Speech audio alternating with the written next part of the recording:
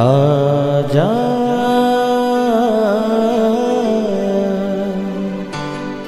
प्रभु यीशु के दर आजा, जीवन मिलेगा तुझे। आजा आजा प्रभु यीशु के दर आजा, जीवन मिलेगा तुझे। आजा आजा आजा आजा।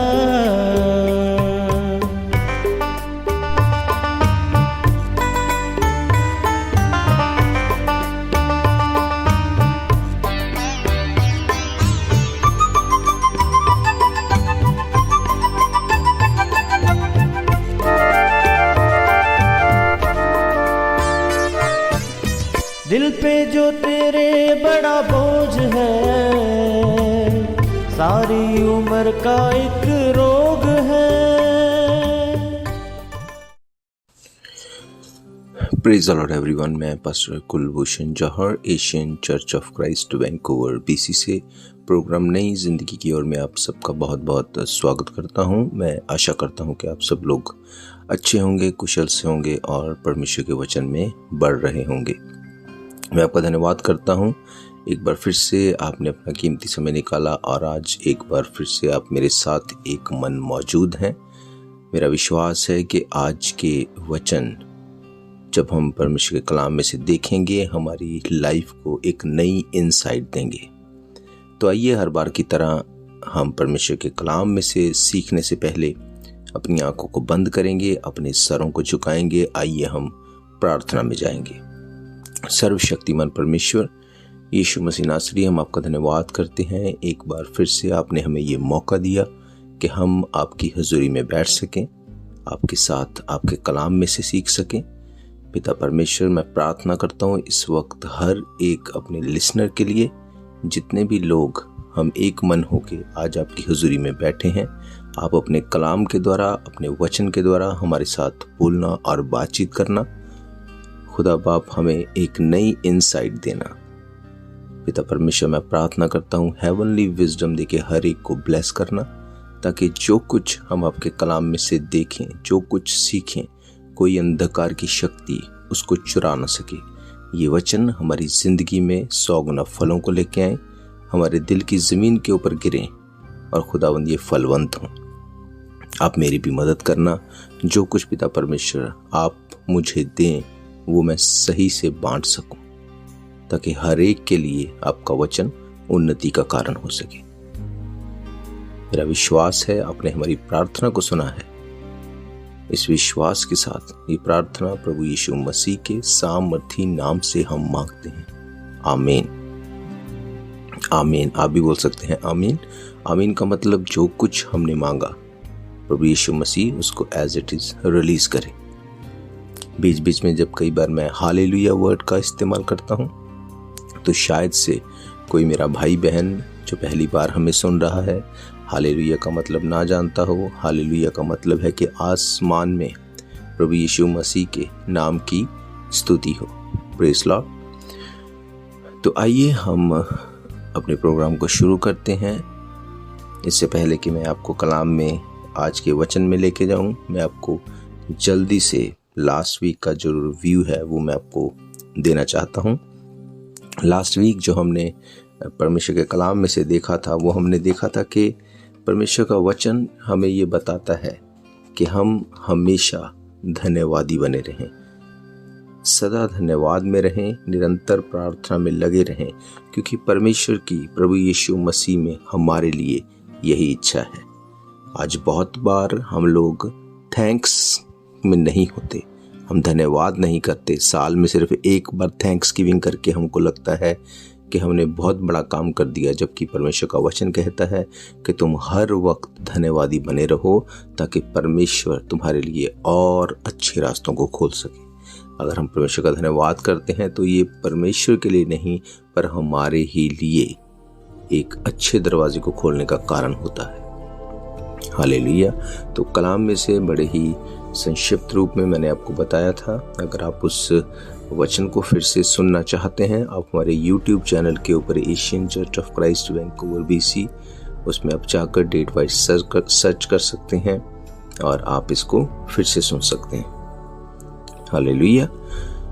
तो आइए आज उससे आगे हम परमेश्वर के कलाम में से देखेंगे।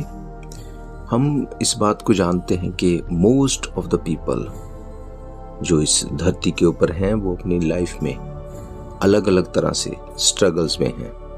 अब स्ट्रगल्स का मतलब ये नहीं कि सबको पैसे की ही स्ट्रगल है, सब लोग फाइनेंशियली ही स्ट्रगल में हैं। किसी को पैसे की स्ट्रगल नहीं है, वो अपनी लाइफ में, अपने रिलेशन में स्ट्रगल में हो सकता है, अपने बच्चों के साथ स्ट्रगल में हो सकता है, अपने पेरेंट्स के साथ, अपनी फैमिली के साथ, या अपनी फिजिकल बॉडी के साथ वो स्ट्रगल में हो सकता है। पर बात ये है कि जब भी हम स्ट्रगल में होते हैं तो हम क्या रिएक्ट करते हैं। मोस्ट ऑफ द टाइम हम लोग ये सोचते हैं कि जो कुछ भी हो रहा है वो परमेश्वर कर रहा है, जो कुछ होगा वो भी परमेश्वर अच्छा ही करेगा। ये पूरा सच नहीं है, क्योंकि अगर सब कुछ परमेश्वर ही कर रहा है, सब कुछ वही करेगा, तो न्याय के दिन वो हमसे किस चीज का हिसाब लेगा। अगर हमने अच्छा किया तो उसी ने करवाया, अगर बुरा किया तो उसी ने करवाया, तो हमें स्वर्ग या नरक जाने का दंड या प्रतिफल किस चीज को देख के मिलेगा। अगर हमारा एग्जाम होता है तो उसमें हमें रिजल्ट दिया जाता है। अगर एग्जामिनर ही हमें एग्जाम में अच्छा या बुरा लिखवाए तो वो रिजल्ट हमें नहीं देगा, क्योंकि ये उसी ने करवाया। हमारा एग्जामिनर, हमारा टीचर हमें सिखाता है, फिर वो हमें एग्जाम में लेके जाता है, और एग्जाम के टाइम वो हमारी हेल्प नहीं करता, क्योंकि उसने हमें लाइफ में, हमारी स्टडी में जो सिखाया है वो एग्जाम के दौरान रिजल्ट के बीच में हमें बताएगा कि हमने क्या किया। इसी तरह से परमेश्वर ने हमें कलाम दिया, वचन दिया, कि हम जान सकें कि हमसे पहले जो लोग थे उनकी लाइफ में क्या हुआ, उन्होंने क्या किया, किस तरह से लाइफ हैंडल की। आज हमारा ये एग्ज़ाम चल रहा है। अब हम उन वचनों से, उस इतिहास से किस तरह से अपनी लाइफ में हम उसको लेते हैं, ये हमारे ऊपर है। जब रिजल्ट आएगा, जब न्याय का दिन आएगा, तब परमेश्वर बताएगा कि हमने अपना एग्जाम किस तरह से लिखा, अच्छे से लिखा या नहीं लिखा। बहुत से लोग जो हैं उनको लगता है कि किस्मत जो है वो सब कुछ करेगी, किस्मत के भरोसे ज़्यादा बैठते हैं। पर मैं आपको बता दूं कि किस्मत पर भरोसा करने वालों को सिर्फ उतना ही मिलता है जितना काम करने वाले, मेहनत करने वाले छोड़ देते हैं। और बाइबल कहती है कि जो मेहनत है, जो काम है, दुनियावी काम किया हुआ, शायद उसका प्रतिफल आपको ना मिले या लेट मिले, पर बाइबल कहती है कि मसीह में की गई मेहनत कभी व्यर्थ नहीं जाती, उसका प्रतिफल आपको मिलेगा ही मिलेगा। आज जो टॉपिक हम देखने जा रहे हैं ये सचमुच आपकी लाइफ को चेंज करेगा। हालेलुया। आइए एक वचन को हम लोग पढ़ेंगे जो हमें मिलता है पहला कुरिन्थियन और उसका 14th चैप्टर, उसकी एक आयत को मैं आपके लिए पढ़ूंगा। यहाँ पे इस तरह से लिखा है, पौलुस कहता है, प्रेम का अनुकरण करो और आत्मिक वरदानों की भी धुन में रहो, विशेष करके ये कि भविष्यवाणी करो। पौलुस यहाँ पे बोलता है प्रेम का अनुकरण करो, आत्मिक वरदानों की धुन में रहो। मीन्स हमें प्रेम में चलना है, परमेश्वर के प्यार को बांटना है, आत्मिक वरदानों की धुन में रहना है, मीन्स हमें स्पिरिचुअल गिफ्ट्स की लालसा करनी है, प्रार्थना करनी है, उनके लिए काम करना है वैसे। और वो कहता है कि विशेष करके, पर उससे भी बढ़कर इस बात के लिए तुम काम करो, प्रार्थना करो कि तुम भविष्यवाणी कर सको। अब भविष्यवाणी का मतलब, प्रोफेसी का मतलब ये नहीं कि हम किसी बाबा की तरह ये बोलते फिरें कि आने वाले दिन में ये होगा, कल ये होने वाला है, तुम्हारे साथ ये होगा। इस भविष्यवाणी की बात मैं नहीं कर रहा, क्योंकि बहुत से लोग भविष्यवाणी का मतलब यही समझते हैं कि किसी को ये बताना कि तेरी लाइफ में क्या हो रहा है, तेरी लाइफ में क्या हो जाएगा। फॉर श्योर अगर आपको पवित्र आत्मा ये वरदान दे, ये बहुत अच्छा है, पर जो भविष्यवाणी यहाँ पे पौलुस बोल रहा है वो हम सबको परमेश्वर ने दी है। वो कौन सी भविष्यवाणी है? हम 3 तरह से प्रोफेसी को आज देखेंगे। भविष्यवाणी करने को हम 3 तरह से देखेंगे। एक तो भविष्यवाणी वो है जो लोग हमारे बारे में करते हैं। लोग हमारे बारे में कैसे करते हैं? अगर हम देखें कि फॉर एग्जाम्पल, अगर बच्चा स्कूल में जाता है, अगर वो पढ़ाई में कमज़ोर है, तो टीचर्स उसको क्या बोलते हैं कि तू पढ़ता नहीं, तू फेल हो जाएगा, तेरी लाइफ में कुछ नहीं तू कर पाएगा। ये एक प्रोफेसी आने वाले टाइम की वो उस बच्चे को देते हैं। माँ बाप अपने बच्चे को अगर नेगेटिव वर्ड्स रिलीज करते हैं तो वो सेम प्रोफेसी उसके ऊपर रिलीज करते हैं। हमेशा अपने लिए डर बना रहना कि मेरे साथ नेगेटिव ना हो जाए, मैं जा रहा हूँ मेरा एक्सीडेंट ना हो जाए, मेरी फैमिली में कुछ बुरा ना हो जाए, उसको लेके हम गलत बोलते हैं। ये भविष्यवाणी हम अपने लिए करते हैं। ये प्रोफेसी हम करके डेविल के लिए रास्तों को ओपन करते हैं और उसको खुली जगह देते हैं कि वो काम करे। जाने अनजाने हम ऐसा करते हैं, हमें पता भी नहीं होता। हम अपने बच्चों के ऊपर नेगेटिव वर्ड्स रिलीज करते हैं। ये शरारत करता है, ये शरारती है, ये शैतान है। अब अगर आप बच्चों को बोलोगे कि आप शैतान हो और उससे क्या एक्सपेक्ट करोगे फ्यूचर में, वो शैतानी काम ही करेगा। हम बोलते हैं तू पागल है, तुझे अक्ल नहीं है। जब वो चीज़ें उसकी लाइफ में काम करना शुरू करेंगी तो हमें लगेगा ऐसा क्यों हो रहा है, पर हम नहीं जानते कि जाने अनजाने हमने खुद उसे ये प्रोफेसी दी है। हमने खुद उसकी लाइफ में ये कर्स को रिलीज किया है। तो अपनी लाइफ में कुछ नहीं कर सकता, ये चाहे हम स्वाभाविक रूप में बोलते हों, पर याद रखो शैतान आपके वर्ड्स को पकड़ता है, उसके ऊपर काम करता है, क्योंकि वो जानता है कि परमेश्वर अपने वचन से बाहर जाके कुछ नहीं करता। परमेश्वर ने कहा मैंने तुम्हें मुंह दिया। मुंह का मीन्स तुम्हें एक मैंने वेपन, एक तलवार दी है, जो तुम इससे बोलोगे वो होने वाला है। एक तो ये प्रोफेसी हम देखते हैं। दूसरी प्रोफेसी जो हमें जनरेशन से मिलती है। जिस जनरेशन से किस तरह से, आपको अगर इस बात को देखें, आपके दादा को शुगर थी, आपके फादर को शुगर थी, अब अगला नंबर आपका है। आपकी फैमिली में डाइवोर्स चलता आ रहा है। कभी दादा की नहीं बनी अपनी वाइफ के साथ, फादर की मदर के साथ नहीं बनी, अब आपके घर में वही चीज शुरू हो चुकी है। अलग अलग तरह से ये चीजें हो सकती हैं। आपकी फैमिली में किडनी प्रॉब्लम्स चलती आ रही है, आपकी फैमिली में कैंसर चलता आ रहा है। आपको कोई प्रॉब्लम तो नहीं, पर अगर आपकी जनरेशंस में ये तकलीफ चलती आ रही है तो ये आपके लिए एक प्रोफेसी है कि अब आने वाला नंबर आपका है। भले ही वो आज ना हो, पर आने वाले टाइम में ये इफेक्ट जरूर करेगा। ये भविष्यवाणी हमें जनरेशन से मिलती है। तीसरी भविष्यवाणी जिसके बारे में पौलुस बात करता है, वो हमें बाइबल में एक अथॉरिटी के रूप में मिलती है। वो कैसे, मैं आपको पढ़ाऊंगा।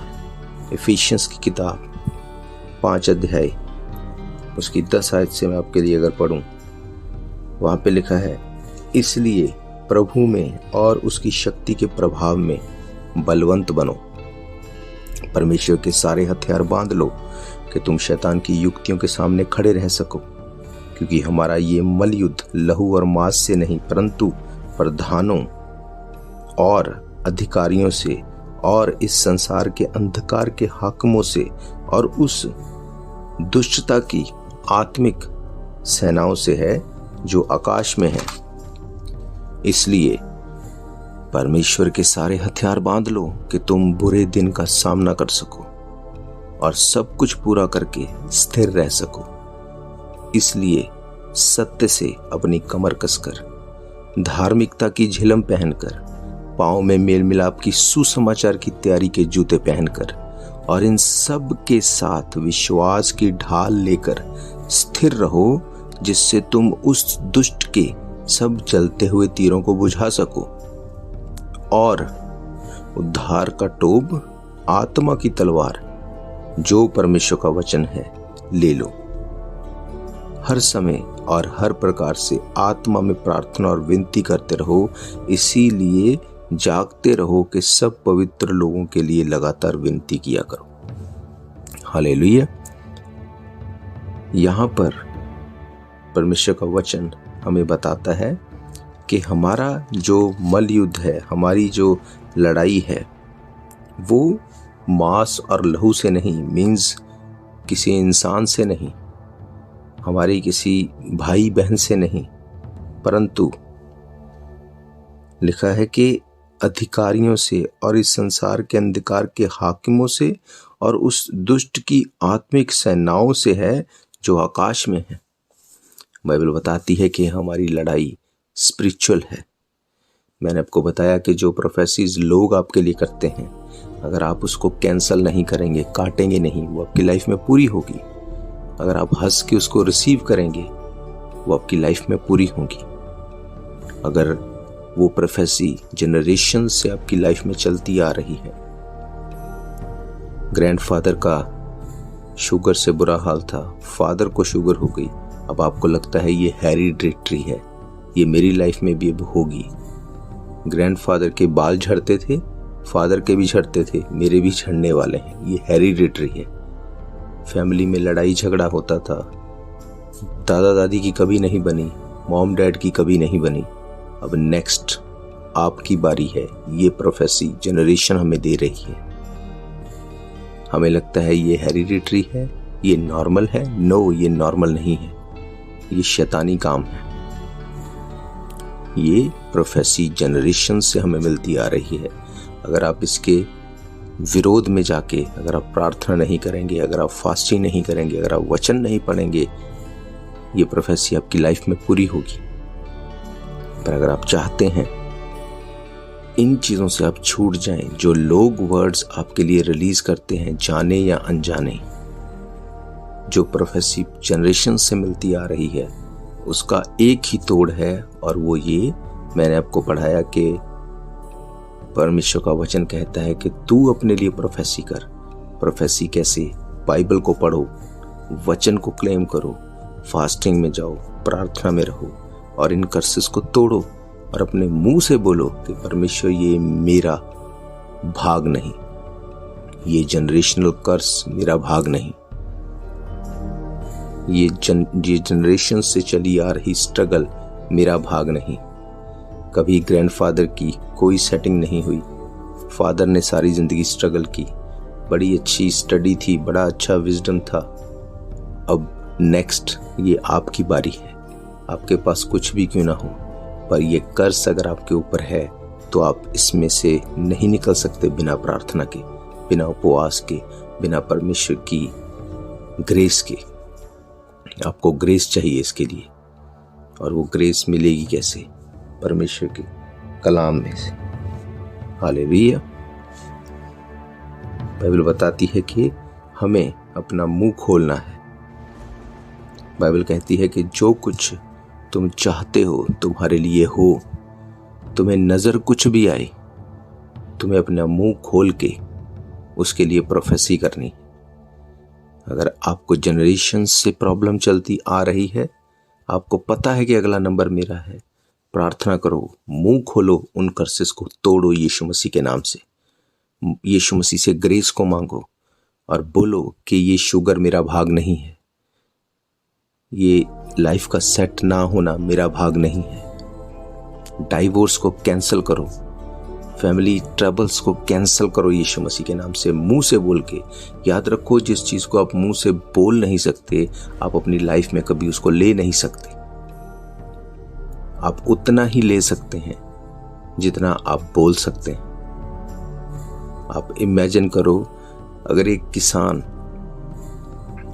जिसका खेत भी खुद का है, बीज भी खुद का है, अगर वो किसान खेत में रोज जाए, सारा दिन खड़े होके, घूम के, बैठ के, बिता के वापस आ जाए, क्या वो कटनी के समय कुछ काटेगा? नहीं, क्योंकि वो खेत तो उसका था, बीज भी उसका था, पर कभी उसने बोया नहीं। और आप इमेजिन करो, एक किसान जिसका खेत भी खुद का नहीं, बीज भी खुद का नहीं, बीज उसने उधार लिया, खेत उसने किसी से किराए पे लिया, पर उसने काम किया और उस खेत में उस बीज को बोया।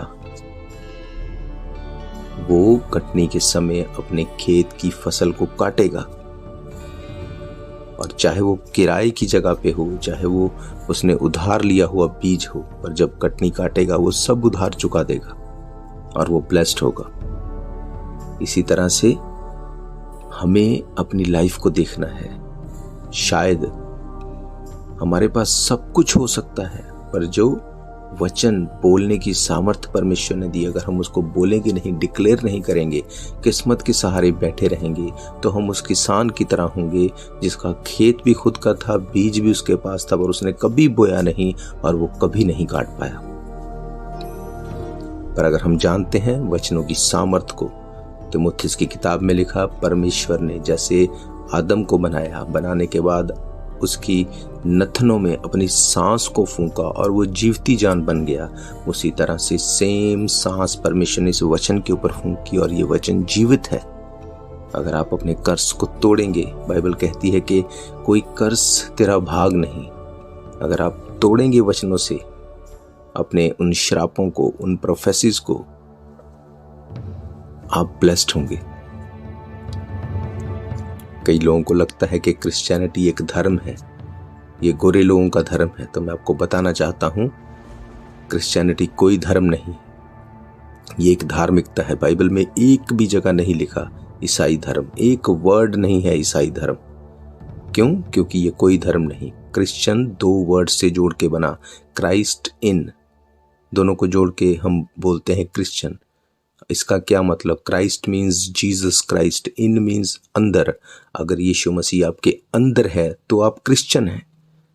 आपके अंदर होने का मतलब उसकी नेचर आपके अंदर है।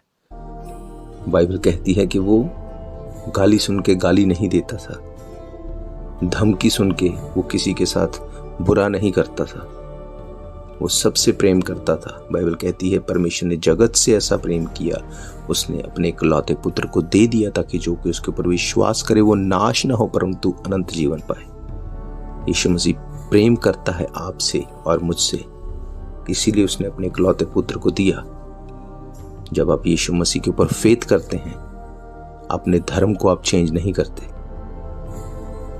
यीशु मसीह आपको पापों से माफी दे सकता है। उसने कहा, राह सच्चाई जिंदगी मैं हूं, बिना मेरे कोई पिता के पास नहीं जा सकता।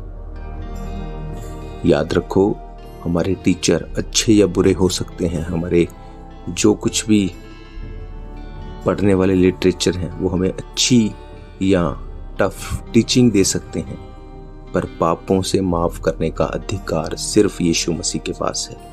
अगर हम पाप में होंगे, हम स्वर्ग में नहीं जा सकते। उसने कहा, बोझ से दबे हुए लोगों मेरे पास आओ, मैं तुम्हें विश्राम दूंगा।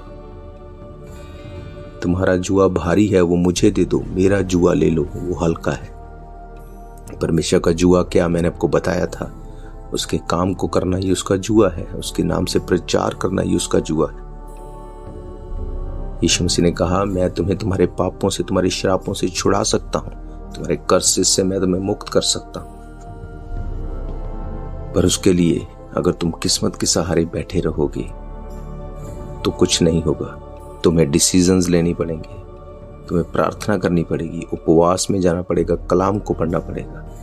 आप इमेजिन करो, आप हर रोज प्रार्थना करते हो इस बात के लिए, परमेश्वर मुझसे बात कर, परमेश्वर मेरे लिए रास्तों को खोल। पर आपने कभी बाइबल नहीं पढ़ी, आपने कभी फास्टिंग नहीं की,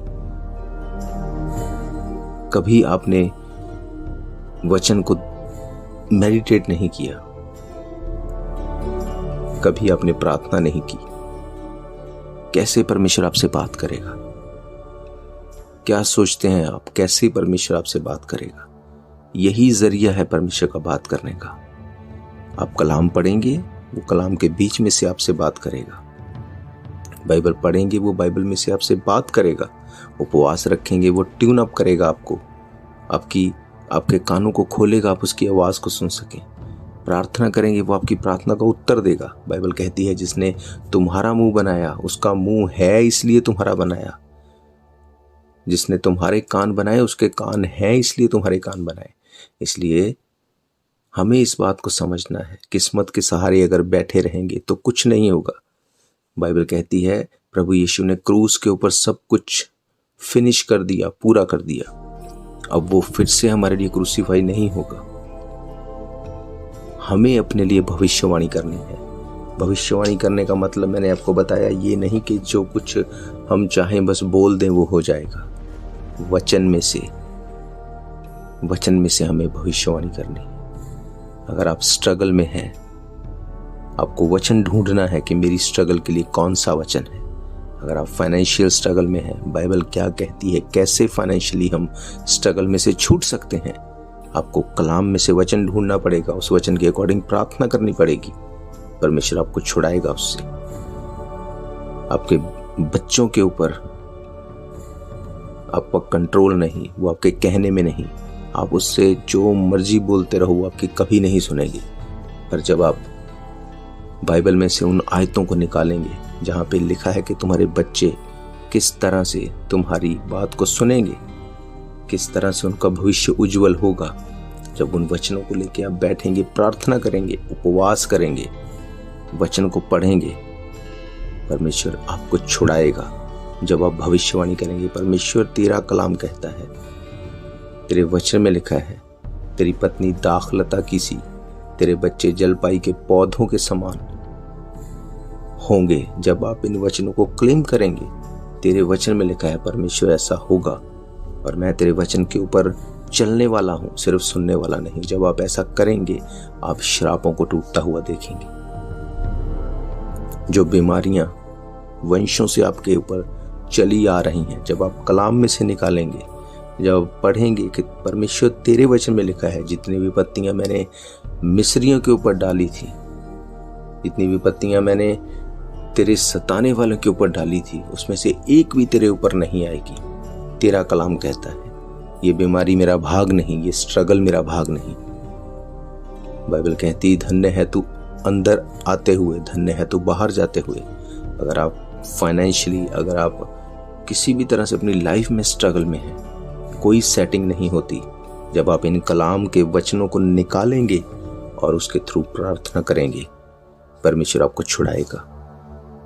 आपको प्रोफेसी करनी है अपने लिए, पर प्रोफेसी याद रखो, कुछ भी बोलना काम नहीं करेगा।